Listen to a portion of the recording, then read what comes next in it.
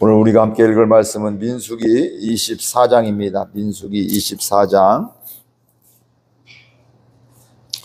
교독하겠습니다. 민수기 24장. 발람이 자기가 이스라엘을 축복하는 것을 여호와께서 선히 여기심을 보고 전과 같이 점수를 쓰지 아니하고 그의 낯을 광야로 향하여 지그시바대로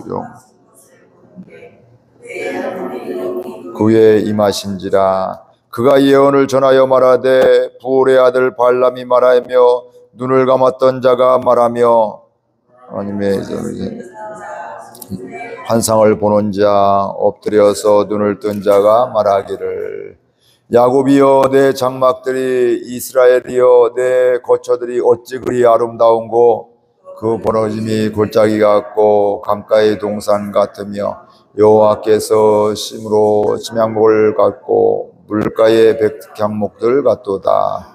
그 물통에서는 물이 넘치겠고 그 씨는 많은 물가에 있으리로다. 그의 왕이 아각보다 높으니 그의 나라가 흥왕하리로다. 하나님이 그를 애굽에서 인도하여 내셨으니 그 힘이 들소와 같도다. 그의 젖국을 삼키고 그들의 뼈를 꺾으며 화살로 쏘아 꿰뚫으리로다. 꿇어앉고 누움이 수사자와 같고 암사자와도 같으니 일으킬 자 누구이랴. 너를 축복하는 자마다 복을 받을 것이요 너를 저주하는 자마다 저주를 받을지로다. 발람이 발락에게 노하여 손뼉을 치며 말하되 내가 그대를 부른 것은 내 원수를 저주하라는 것이오늘 그대가 이같이 3번 그들을 축복하였도다. 그러므로 그대는 이제 그대의 곳으로 달아나라. 내가 그대를 높여 심히 존귀하게 하기로 뜻하였더니 여호와께서 그대를 막아 존귀하지 못하게 하셨도다. 발람이 발락에게 이르되 당신이 내게 보낸 사신들에게 내가 말하여 이르지 아니하였나이까. 가령 발락이 그 집에 가득한 은금을 내게 줄지라도 나는 여호와의 말씀을 어기고 선악간에 내 마음대로 행하지 못하고 여호와께서 말씀하신 대로 말하리라 하지 아니하였나이까. 이제 나는 내 백성에게로 돌아가거니와 들으소서. 내가 이 백성이 후일에 당신의 백성에게 어떻게 할지를 당신에게 말하리이다 하고 예언하여 이르기를 부올의 아들 발람이 말하며 눈을 감았던 자가 말하며 하나님의 말씀을 듣는 자가 말하며 지극히 높으신 자의 지식을 아는 자 전능자의 환상을 보는 자 엎드려서 눈을 뜬 자가 말하기를 내가 그를 보아도 이때의 일이 아니며 내가 그를 바라보아도 가까운 일이 아니로다. 한 별이 야곱에게서 나오며 한 규가 이스라엘에게서 일어나서 모압을 이쪽에서 저쪽까지 쳐서 무찌르고 또 셋의 자식들을 다 멸하리로다. 그의 원수 에돔은 그들의 유산이 되며 그의 원수 세일도 그들의 유산이 되고 그와 동시에 이스라엘은 용감히 행동하리로다. 주권자가 야곱에게서 나서 남은 자들을 그 성읍에서 멸절하리로다 하고 또 아멜렉을 바라보며 예언하여 이르기를 아멜렉은 민족들의 으뜸이나 그의 종막은 멸망에 이르리로다 하고 또 겐 족속을 바라보며 예언하여 이르기를 내 거처가 견고하고 내 보금자리는 바위에 있도다. 라과인이 쇠약하리니 나중에는 아수르의 포로가 되리로다 하고 또 예언하여 이르기를 슬프다. 하나님이 이 일을 행하시리니 그때 살 자가 누구이랴. 기띔 해변에서 배들이 와서 아수르를 학대하며 에벨을 괴롭힐 것이나 그도 멸망하리로다 하고 함께 읽겠습니다. 발람이 일어나 자기 곳으로 돌아가고 발락도 자기 길로 갔더라. 아멘. 모압의 발락 왕이 발람에게 불러서 이스라엘을 저주해라. 왜냐하면 이스라엘에 대한 두려움이 이 발락 왕에게 있었기 때문에 그렇습니다. 첫 번째, 어제 말씀에도 첫 번째, 두 번째 또 산에 가서 또 이스라엘을 저주라 했는데 오히려 축복하게 되고 근데 이 발락은 거기에 멈출 수가 없어 또 세 번째 또 나를 위해서 이스라엘을 저주해라 이렇게 이야기를 하고 있습니다.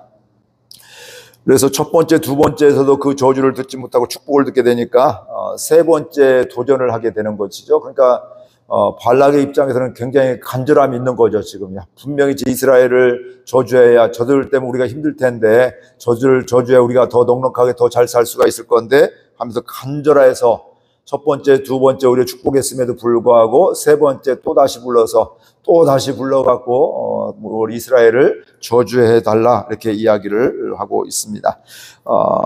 얼마나 간절하면 이런 생각을 하게 될까? 그러니까 악한 마음도 간절하면요, 더 눈이 안 보이는 거죠. 악한 것들을 더 창피도 없고 부끄러운 것도 없고 자존심도 없고 그냥 이것저것 해결해 달라고 앞뒤 가릴 거 없이 꼭 해달라고 이렇게 하는 경우들이 있습니다. 오늘 발락이 마치 그런 모습임을 우리가 보게 되는데, 근데 발람은 자기가 이스라엘을 축복하는 것을 하나님께서 선하게 여기심을 알았다 이렇게 이야기를 하고 있습니다. 사실은 하나님이 말씀하셨잖아요. 하나님 그렇게 하라고 있는데 자기 나름대로도 이제 깨달은 거야. 이거 도저히 하나님 두 번이나 했음에도 불구하고 저주의 말씀이 아니라 우리 이스라엘 백성 축복하는 것, 이게 바로 하나님의 마음이구나 이렇게 그가 알게 되었습니다.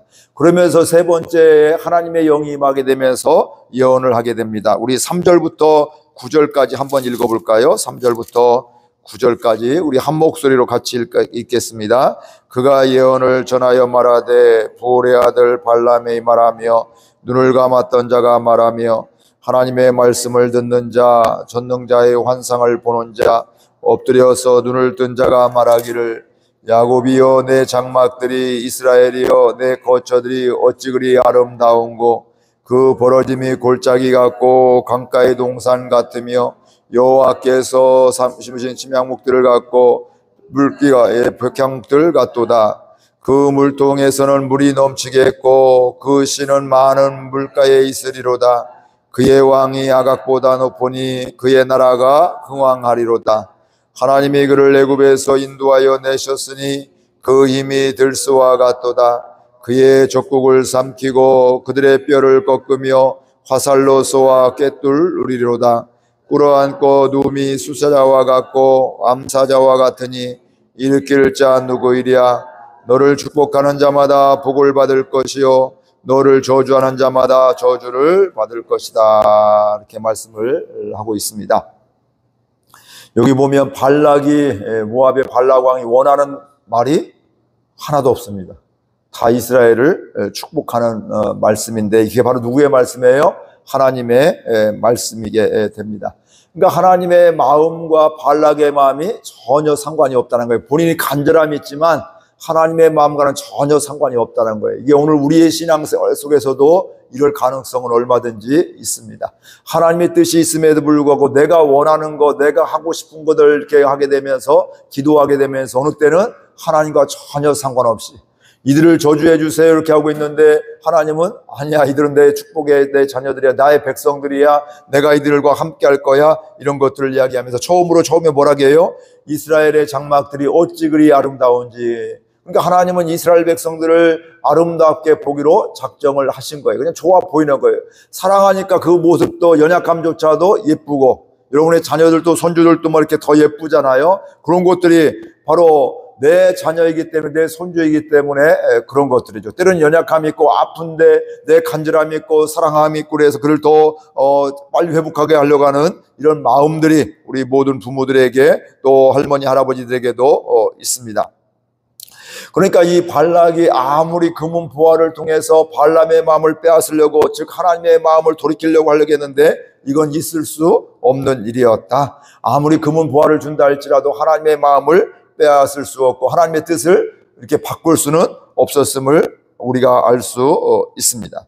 그러니까 하나님은 이스라엘 백성들을 잘 보기로 아름답게 보기로 작정하고 보시고 있는데 오늘 우리들도 마찬가지입니다. 우리는 이렇게 생각하면 세상에 돌리는 뭔가 남보다 뛰어나고 능력이 있게 될 때 오래 믿고 믿음이 좋은 것 같을 때 저분은 참 좋다, 저분은 참 아름답게 신앙생활을 한다 이렇게 우리 인간적인 기준으로 보고 있는데 하나님은 우리 인간적인 능력으로 그렇게 보지를 않고 우리 사람들 그 자체로 이들은 내 사랑하는 아들이다, 내 딸이다, 내가 너희들을 얼마나 사랑하는지 내가 이 땅에 와서 인간의 몸을 입고 와서 이 땅에서 십자가에 피 흘려 죽었다, 내가 보기에 너희들은 보배롭다 존귀하다 이렇게 하나님께서 말씀을 하고 있습니다.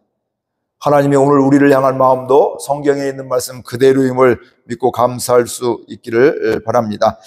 그러면서 우리에게 있어서 중요한 건 바로 뭘까요? 아무리 금은보화로 유혹을 한다 할지라도 하나님을 바라보는, 하나님의 말씀을 끝까지 신뢰하는 것, 이게 바로 믿음의 사람이고, 이런 사람이 하나님의 능력으로 살아가게 됨을 알 수 있습니다. 오늘 우리들도 연약하지만, 우리의 경험도 있지만 하나님의 능력으로, 성령의 능력으로, 개인적으로 우리 교회적으로도 이 땅을 바라보면서도 성령의 능력으로 살아가는 우리 복된 주의 사람들, 우리가 기도하는 것들이 성령의 능력으로 하나님이 기뻐하시는 기도가 되고 하나님이 역사하는 기도가 되는 그 믿음을 갖고 날마다 기도하는 저와 여러분들 될 수 있기를 바랍니다. 그러면서 그 다음에 보니까 하나님께서 또 어떻게 이스라엘을 축복하시냐면 그들에게 풍성하심을 약속하셨습니다. 그 물통에서 뭐가 넘쳐요? 물이 넘친다. 물통에서 물이 넘치게 되고 그 씨가 많은 물가에 있게 되고 그 나라가 흥왕할 것이다. 하나님이 이스라엘 백성들에 대해서 이렇게 풍성함을, 또 그들의 풍족함을, 또 하나님의 함께 하심을 이야기하고 있고요. 그 다음에 하나님께서는 이스라엘을 애굽에서 인도하셨음을, 애굽에서 430년 종살이 하던 것에서 그들을 건져내 주시는 그 하나님임을 알 수가 있습니다. 그 당시에 애굽은 어떻게 될까요? 그 당시 굉장히 강대국이었습니다. 그러니까 사람이 볼 때는 저기서 나온다는 게 불가능해 보이고 할 수 없는 것이었는데 하나님께서 그들의 울부짖음을 들으시고 하나님의 백성들을 건져주시는, 출애굽해서 가나안 땅에 인도하시는, 사실 그때뿐만 아니라 처음부터 그런 하나님의 계획이 있었음을 우리가 알고 있습니다. 그러면서 그는 이렇게 말씀하고, 하나님은 이렇게 말씀하고 있습니다. 그 힘이 들수와 같다. 그의 적국을 삼킨다. 심지어는 수사자와 암사자와 같다. 사람이 그 암사자와 수사를 어떻게 할 수가 없잖아요. 그렇게 강하고 그렇게 건드릴 수가 없게 되고 또 그 주변에서 그 가까이 갈 수도 없다. 그러면서 또 마지막 부분에 그런 말씀을 하시고 있죠. 이스라엘을 축복하는 자에게는 내가 축복을 할 것이고 복을 줄 것이고 저주하는 자에게는 내가 저주하겠다. 이게 언제부터 나오는 말씀이냐면 아브라함 때부터 계속해서, 믿음의 조상 때부터 계속 하나님이 약속하시는 말씀들입니다. 네가 너를 축복하는 자에게 내가 복을 줄 것이고 너를 저주하는 자에게는 내가 저주하리라. 이게 하나님이 하시는 것들이에요. 그러니까 우리 이스라엘 백성들, 우리 하나님의 백성들에 대해서는 그냥 인간 아무개이지만 사실은 하나님의 자녀이기 때문에, 사실은 우리를 축복하는 사람들은 하나님이 복을 주시게 되고 우리를 저주하면 하나님은 그를 저주하겠다고 그렇게 말씀을 하고 있습니다. 우리 인생은 별것 아닌 인생같이 보이지만, 힘없는 나약한 사람같이 보이지만 믿음의 사람들은 단순히 나약한 사람들이 아니라 이 말씀이죠. 우리도 육신의 질병이 있고 이런저런 속상함도 있고 안타까움도 있지만 그럼에도 불구하고 가장 중요한 것은 이 땅을 창조하신, 우리를 또 이 땅에서 섭리하고 계시는 하나님이 우리와 함께 하신다. 우리에게 복을 주시기를 원하신다. 이게 하나님 아버지의 마음입니다. 그러니까 그 하나님의 능력으로 우리가 살아가게 될 때 연약한 우리들이 하나님의 능력으로, 하나님의 권세로, 성령의 능력으로 살아가게 된다 이 말씀이죠. 이렇게 하나님의 사람으로 살아가는 은혜가 오늘 우리에게도 있습니다. 옛날에 요 시대 발람이 예언했던 이스라엘 백성 그 시대뿐만 아니라 그 뒤에도 예수님 당시도 지금도 마찬가지고 앞으로 이 땅에 존재하는 한 하나님의 사람으로 살아가게 되면, 하나님의 백성으로 살아가게 되면 이런 은혜는 계속됨을 우리가 알 수 있습니다. 이것은 우리의 능력이 아니라 하나님의 능력이십니다. 우리는 연약함이 있지만 하나님은 연약함이 없으신 전능하신 하나님이십니다. 그 하나님의 능력을 의지하며 믿음으로 살아가게 될 때 우리는 하나님 나라 백성으로서의 능력으로 살아가게 될 줄로 믿습니다. 이렇게 발람은 발락이 원하는 대로 하나도 저주하지 않았습니다. 이건 바로 발람이 대단해서가 아니라 뭐라고요? 하나님이 그에게, 사실 발람은 마음이 흔들렸어요. 금은보화를 준다 그럴 때 처음부터 하나님도 가지 마라 했는데 그 미련 가져서 또 다음에 또 오니까 하나님이 어떻게 할까요? 그러니까 그래도 가는데 네 말 하지 말고 내가 너에게 말을 주는 걸 그것만 전해라, 이렇게 이야기를 하게 되는 거죠. 사실 계속 나귀를 통해서도 그때는 뭐 하는 거예요? 가지 말아라, 이런 하나님의 마음인데 이 계속 미련이 있으니까 그래 가는데 너 내가 전하는 말만 전해야 돼, 이렇게 이야기를 하게 됩니다. 왜냐하면 발락이 이 발람에게 이스라엘을 저주하는 것을 하나님은 이미 알고 계셨기 때문에 하나님의 뜻은 이스라엘을 저주하는 것이 그들을 복주시기를 원하고 있고 그들에게 형통하게 하기를 원하고 있고 풍성하게 하기를 원하고 있기 때문에 그렇습니다. 그러니까 아무리 금은보화를 준다 할지라도 그게 유혹이 된다 할지라도 그것으로 말미암아 그 하나님을 뜻을 막을 수 없는 이런 것들을 우리가 오늘 말씀을 통해서 발견할 수가 있습니다. 그러니까 발락의 입장에서는 발람이 이해할 수가 없는 참 어리석다 이렇게 얘기할 수 있는 겁니다. 야, 그거 한마디 저주하고 되면 이 금은보화를 주고 뭐 이게 아무튼 높은 관직도 주게 되고 너를 내가 존귀하게 여겨줄 것인데 심지어 오늘 뭐라고 해요? 나는 너를 존귀하게 여기 높은 그걸 주려고 했는데 하나님이 너를 이렇게 높은 자리에 안 주게 됐다 이런 식으로 이제 인간적인 눈으로 보면 맞는 것 같이 보이잖아요. 그러나 그건 결국은 그게 하나님의 뜻이 아니고 그의 삶이 사명이 아님을 우리가 알 수 있습니다. 그러니까 우리가 오늘 이 말씀을 통해서도 보여지는 거 우리에게도 유혹이 될 수가 있고 또 흔들리는 이런 것이 있을 수가 있는데 그때 무엇을 더 붙잡아야 돼요? 하나님의 말씀을 붙잡는 게 믿음의 사람이다 이렇게 분명히 말씀하고 있습니다. 오늘 한날 하루를 살아가면서도 하나님을 신뢰하면서 하나님의 말씀을 듣고 순종할 수 있기를 바랍니다. 세상의 문화로 보거나 세상에서 바라보는 이런 가치로 보게 되면 우리는 야 이거 꼭 해야 되나? 꼭 이렇게 뭐 가야 되나? 이런 기도해야 되나? 이런 생각을 갖게 되는데 우리가 영원히 변치 않는 신실하신 하나님을 바라보게 되면 하나님이 기뻐하시는 기도, 그 영혼을 위한 기도, 또 내 삶의 자리에서 하나님이 기뻐하시는 이런 삶을 살아가는 또 하나님의 음성에 귀를 기울이는 이런 은혜가 있게 되는 것입니다. 날마다 새벽마다 하나님의 인도함 받는 하나님의 음성에 귀를 기울이는 저와 여러분들 되기를 주의 이름으로 소망합니다. 우리의 연약함에도 정확하게 신실하게 인도하시는 하나님 앞에서 살아가는 그래서 실제로 기도한 날마다 기도하는 것들이 그냥 새벽마다 오기를 오는데 그냥 끝이 아니라 그 기도했던 것들이 하나님이 이렇게 역사해 주시고 하나님이 이렇게 이루어 주시고 또 이렇게 회복시켜 주시고 또 이렇게 풍성케 해주시는 그 은혜를 날마다 고백하는 그래서 주님을 찬양하는 귀한 삶이 될 수 있기를 바랍니다. 말씀 생각하며 결단하며 함께 기도하겠습니다. 하나님 아버지 은혜와 사랑을 감사드립니다.